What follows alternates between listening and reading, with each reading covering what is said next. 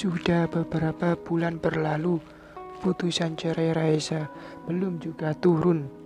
Damar bersikeras tidak mau bercerai, walau semua bukti perselingkuhannya sudah diperlihatkan. Raisa tidak ingin Damar mengetahui kehamilannya sebelum putusan cerai, sebab itu akan membuat Damar semakin tidak mau bercerai darinya. Tapi kalau sudah ada putusan cerai, Damar mengetahui kehamilannya tidak masalah. Toh sudah ada keputusan. Raisa mulai khawatir sebab semakin lama keputusan cerainya, perut Raisa akan semakin kelihatan.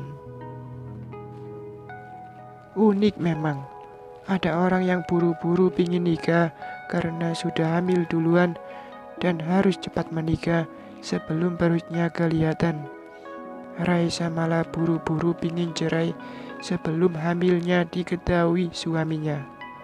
Betul-betul unik. Pagi itu, Bunda datang, membawakan aram-aram pesanan Raisa. Sekalian melihat cucunya yang sudah pulang dari rumah sakit. Raisa makan dengan lahap aram-aram tersebut. Entah mengapa, sejak kehamilannya ini, ia jadi begitu suka aram-aram. Karena Bunda jauh, ia membelinya di toko kue yang ada di Bekasi. Tapi menurut Raisa, itu tidak selezat buatan Bunda. Mungkin ini efek kehamilannya yang istilah orang adalah ngidam. Dan ngidam yang paling tidak disukai oleh Raisa adalah kesukaannya mencium aroma tubuh Damar. Kadang saat Damar baru pulang kerja, Raisa sengaja berdiri dekat Damar sekedar untuk menghirup aroma tubuh suaminya. Kalau tidak dapat, maka diam-diam Raisa mengambil baju kotor Damar dan menciuminya sampai puas. Aroma itu membuat mualnya hilang. Ada-ada saja. Habis makan arem-arem, Raisa merasa mual sehingga ia buru-buru ke kamar mandi. Kenapa, Sa? Kamu sakit? Bunda memberinya segelas air dan bantu memijitin tengkuk Raisa. Aku hamil, Bun, ucap Raisa lirih. Bunda terkejut mendengarnya. Sudah berapa bulan? Sekitar 2 bulan, Bun. Gugatan ceraimu sudah dimasukkan 4 bulan yang lalu kan? Jadi, kamu masih berhubungan dengan suamimu. Sejak melihat ia berselingkuh, aku pindah ke kamar tamu.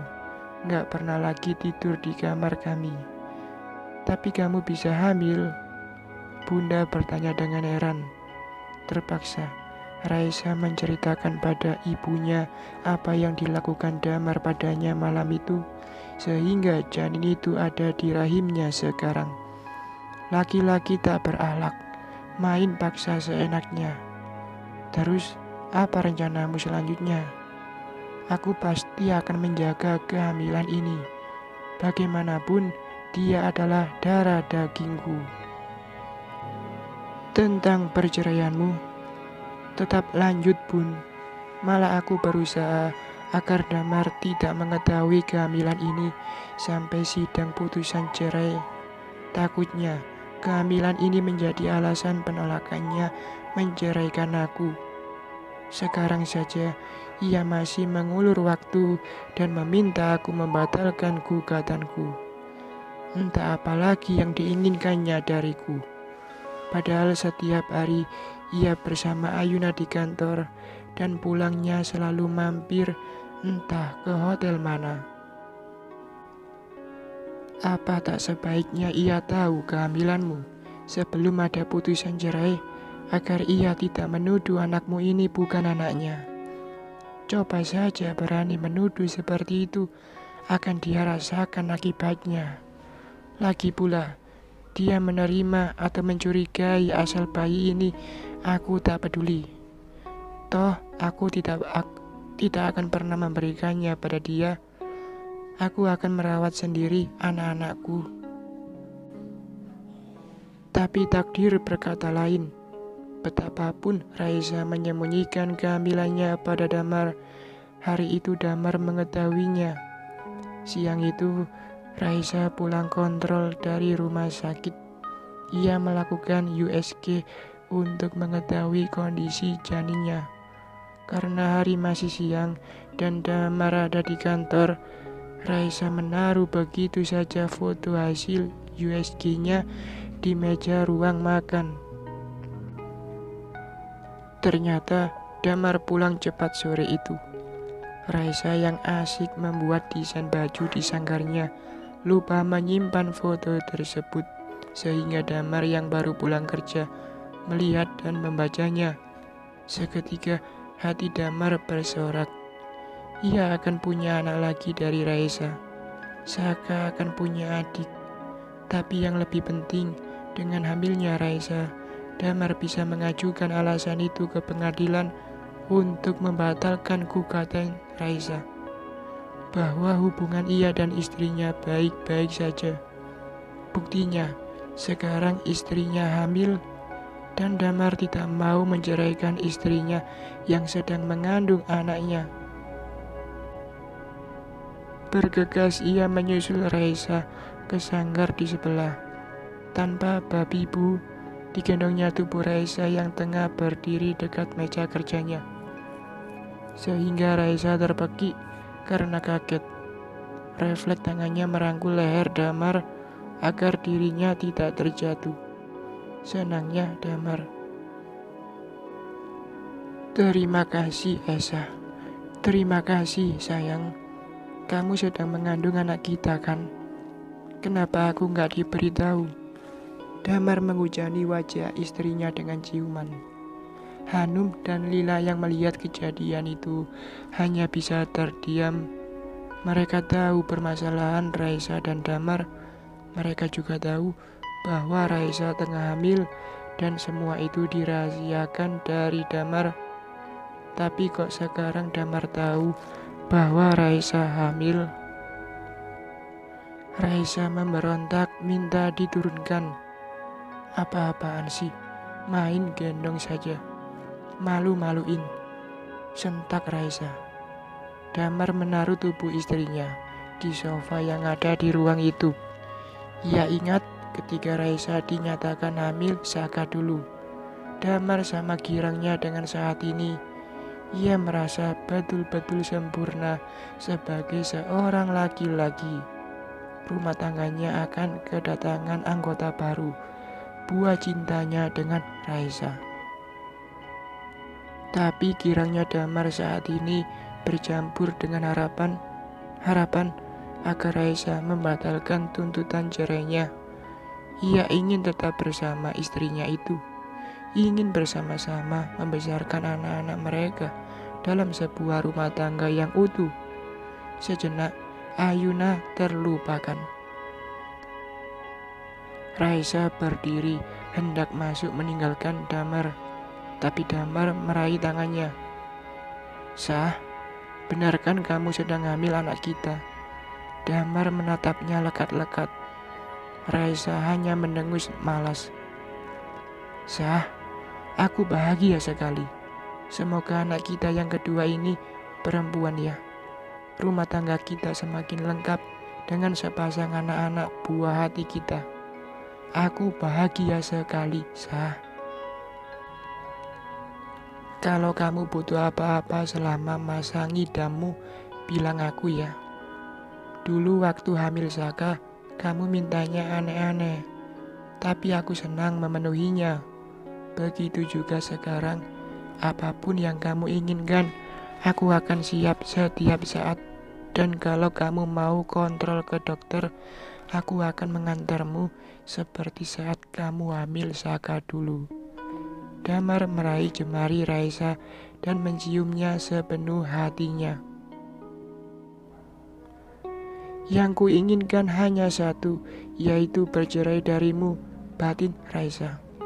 Raisa meninggalkan Damar dengan tetap membisu. Tak peduli pada kebahagiaan yang diperlihatkan suaminya itu. Nikmatilah saat ini, karena sebentar lagi keputusan cerai akan tiba dan kita berpisah. Selesai sudah semuanya. Seperti yang dikhawatirkan Raisa, Damar memasukkan peristiwa kehamilan Raisa sebagai salah satu alasan penolakannya untuk bercerai.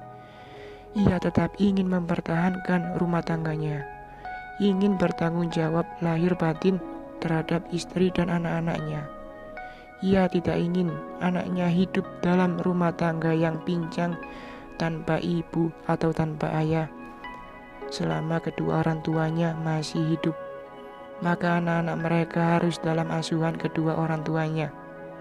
Artinya, dua orang tua yang utuh dalam satu rumah tangga. Sepertinya kasus perceraian Raisa dan Damar ini menjadi agak panjang karena kehamilan Raisa. Kami akan berusaha lebih keras lagi, Mbak Esa. Pak Damar bersikeras tidak mau bercerai. Apalagi dengan adanya kehamilan ini, ia punya alibi yang kuat. Ia mengatakan bahwa hubungan kalian baik-baik saja. Buktinya saat ini kamu sedang mengandung anak kalian. Bu Rosiana, pengacaranya, mendatangi Raisa siang itu membuat Raisa menjadi geram. Kehamilan ini terjadi karena dia memaksa saya waktu itu. Ia sampai melakukan kekerasan sehingga beberapa bagian tubuh saya luka-luka. Sayangnya, Mbak Esa tidak menghubungi saya waktu itu. Kalau waktu kejadian itu Mbak Esa menghubungi saya, kita bisa minta visum dokter dan melaporkan kekerasan yang dilakukan Pak Damar terhadap Mbak Esa. Ini malah akan mempercepat dan mempermudah proses perceraian, karena ini sudah termasuk kasus kekerasan dalam rumah tangga. Aku nggak kepikiran waktu itu, Bu, dan nggak kepikiran juga kalau kejadian itu akan menjadi janin dalam rahimku. Tapi kami akan berusaha sebaik mungkin agar permasalahan ini cepat selesai. Namun, perlu saya tanyakan sekali lagi, Mbak Esa sudah yakin dan pasti dengan keputusannya untuk bercerai dengan Pak Damar? Apa perlu pikir-pikir lagi agar tidak menyesal setelah ada putusan nanti? Bu Rosi tidak mau gegabah. Bagaimanapun, ia menjunjung tinggi lembaga perkawinan. Perceraian adalah pilihan terakhir apabila jalan sudah benar-benar buntu. Saya sudah tidak mau hidup bersamanya lagi, Bu. Beberapa hari yang lalu pun mereka masih melakukan perzinahan. Pak Malik sendiri yang memergoki mereka. Sekarang Pak Malik juga sudah melayangkan gugatan cerai terhadap istrinya itu. Bagaimana ceritanya sampai ketahuan oleh suami Ayuna itu? Ayuna dan Mas Damar melakukannya di ruko yang baru diberikan Pak Malik pada Ayuna. Di sana, Pak Malik memergoki mereka. Betul-betul pasangan keblinger. Sepertinya sudah nggak bisa dihentikan perbuatan mereka. Tempo hari, Ayuna mendatangiku, minta agar aku membatalkan gugatanku. Ia berjanji tak akan mengganggu Mas Damar lagi. Mana aku percaya omongannya. Orang dia masih chattingan mesra dan setiap hari. Ku bilang saja kalau setelah bercerai nanti segeralah menikah agar tidak menambah dosa zinanya. Oh ya, dari mana Mbak Esa tahu kalau mereka setiap hari chattingan mesra? Waktu itu aplikasi pesan Mas Damar aku sadap, sehingga setiap percakapannya bisa aku monitor. Mungkin ini bisa dijadikan salah bukti memberatkan Mas Damar, Bu. Jangan Mbak Esa, karena di Indonesia perbuatan menyadap ponsel termasuk pelanggaran. Ada aturannya dalam Undang-Undang ITE. kecuali atas izin pihak berwenang. Lagi pula, hasil penyadapan yang tidak resmi tidak diterima sebagai barang bukti di pengadilan. Karena sekarang kasus Mbak Esa sudah memiliki bukti lengkap, sebaiknya penyadapan dihentikan saja demi kebaikan Mbak Esa sendiri. Bersambung.